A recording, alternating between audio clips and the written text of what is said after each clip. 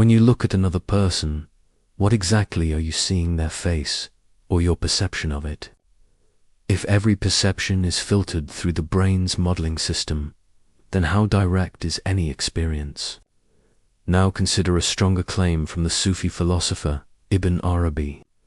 Every experience you have is a reflection of something deeper, the divine looking back at itself through you. This lecture examines that claim in a clear, analytical way.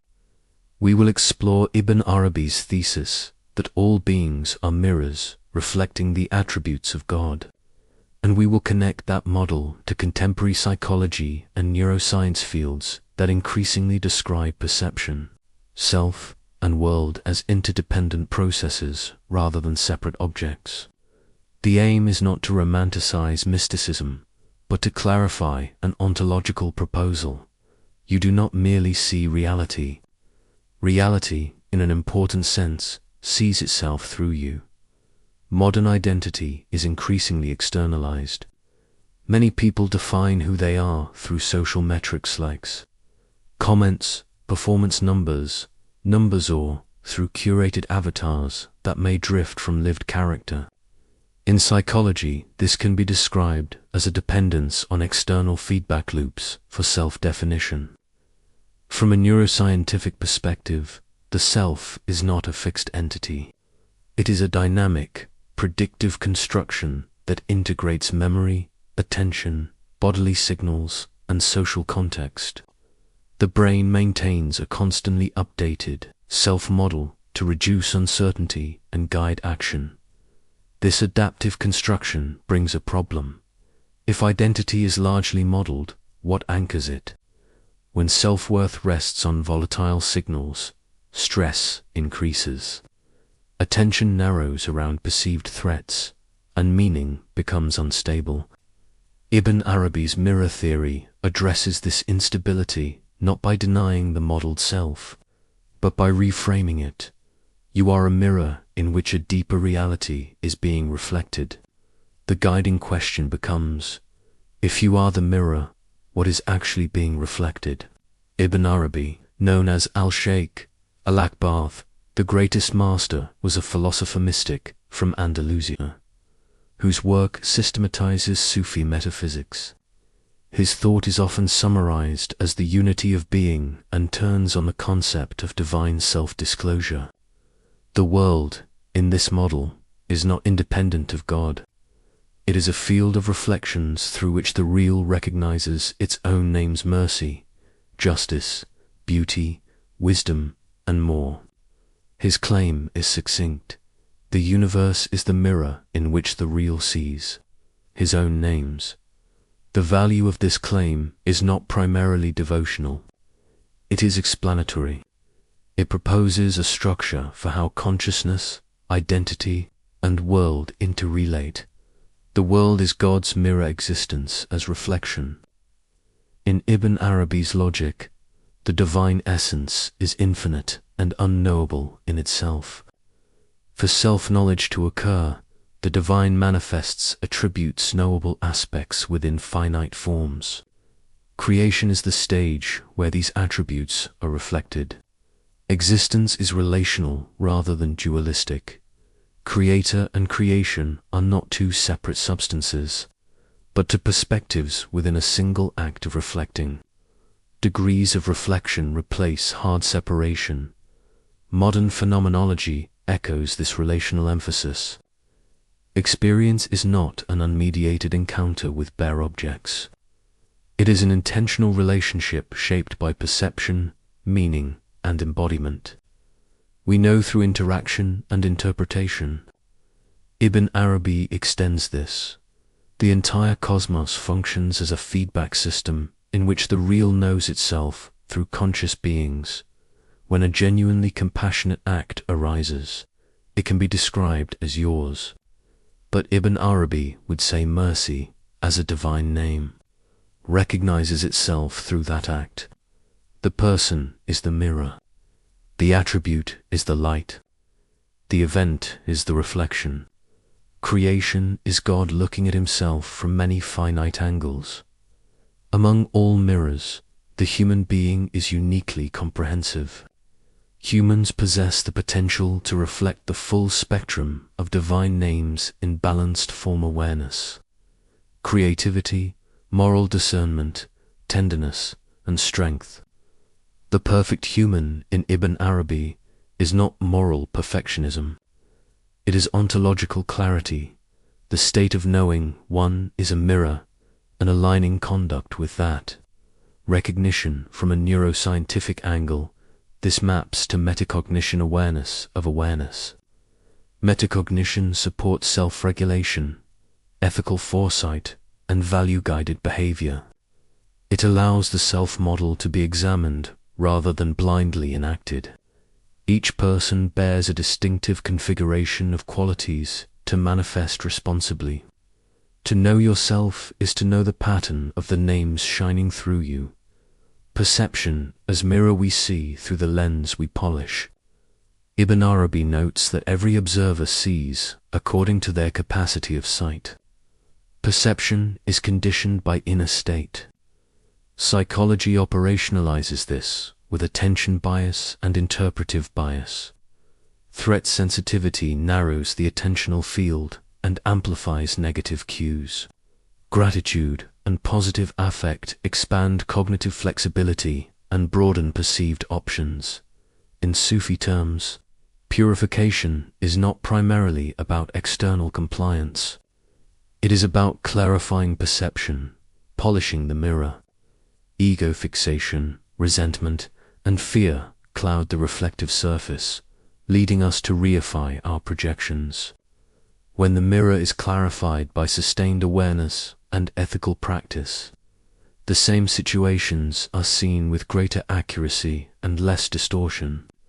Reality does not suddenly change. Your perceptual resolution improves. Cleaner mirror, truer reflection. Reflection is two-way. The real sees itself through creation, and creation sees the real through itself. Ibn Arabi's famous line is precise. The eye with which I see God is the eye with which he sees me. This is relational ontology. Perception is a point of contact where subject and object are not strictly separate processes. In modern consciousness studies, this resonates with discussions of non-dual awareness, where the distinction between observer and observed is experienced as co-arising rather than opposed. A cautious analogy from physics is the observer-dependent character of certain measurements. Observation participates in what becomes definite. In neuroscience, mirror neurons activate both when performing an action and when observing it, showing that perception and action share representational resources. Awareness in Ibn Arabi's model is both receiver and participant in revelational co-activation of human and divine perspectives. You do not simply see the divine is seeing through you. A common misunderstanding is to take reflection as negation of individuality.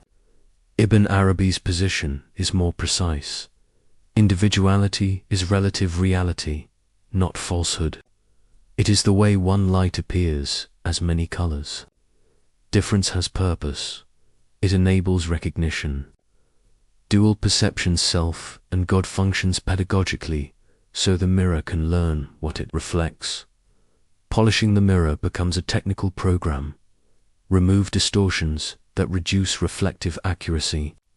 Psychology names these cognitive distortions catastrophizing, black and white thinking, personalization. The spiritual practice of recentering, gratitude, confession of error, and forgiveness can be understood as perceptual recalibration. Cognitive reappraisal and compassion training shift interpretive frames and stabilize physiological arousal, improving clarity. The illusion is not existence. The illusion is believing the mirror is autonomous. How do these ideas translate into daily, testable practice? Treat thoughts and emotions as reflections, not verdicts. Label experiences accurately. I notice anger, rather than I am. Angry, the move from identification to observation. Improves emotional regulation and reduces maladaptive attention bias toward threat. Approach each encounter as an opportunity to reflect and name patience in conflict, justice in decision-making, mercy in response to error. Cultivating empathy refines the mirror by aligning perception with shared humanity. During judgment, ask what attribute in me is being mirrored here. This interrupts projection and converts reactivity into inquiry. Practice watchfulness. Schedule brief perception audits, 2 or 3 minutes, 3 times daily. Ask, what name did I reflect in the last hour? What name did I resist? The point is calibration, not self-blame. Before difficult conversations, rehearse embodying a chosen name such as mercy or truth. Mental imagery engages overlapping networks with action and perception, increasing readiness and shaping behavior. Imagination is not fantasy. It is a disciplined way to aim the mirror. To polish the mirror is not to escape the world. It is to see the real shining through it. Situating Ibn Arabi within contemporary metaphysics clarifies the claim's scope. His mirror theory anticipates positions that treat consciousness as fundamental or at least irreducible. While certain modern theories differ in method, both challenge strict materialist reduction. Ibn Arabi's formulation is more encompassing. Being is conscious. Matter is the patterned reflection of that consciousness. The mirror metaphor also softens classical dualism. Instead of 2 substances, God and world, you have 2 perspectives within one act of appearing, the light and the reflections. In cognitive terms, this is analogous to recursion. Consciousness is both model and modeler, able to represent itself, representing. This recursive capacity in humans gives the mirror its special clarity and responsibility.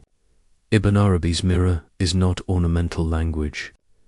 It is a compact diagram of how consciousness and world interrelate reality.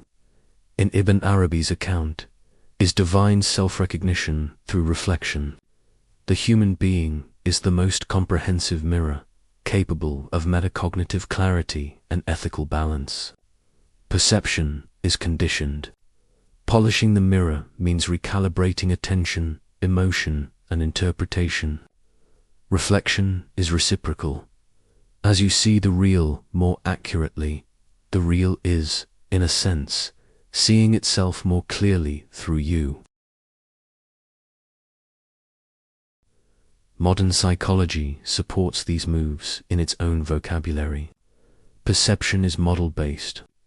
Attention and affect shape what appears. Compassion and mindfulness improve regulation and accuracy. The lost code is therefore a disciplined way of living. Understand your role as mirror, refine perception, and conduct yourself as a site where mercy, justice, and wisdom can appear without distortion. You are not primarily seeking an external God while the world remains opaque. The claim is subtler. The real is seeing itself through your awareness, and the quality of that seeing depends on how you care for the mirror. The mirror was never outside. It has always been your awareness waiting to be polished.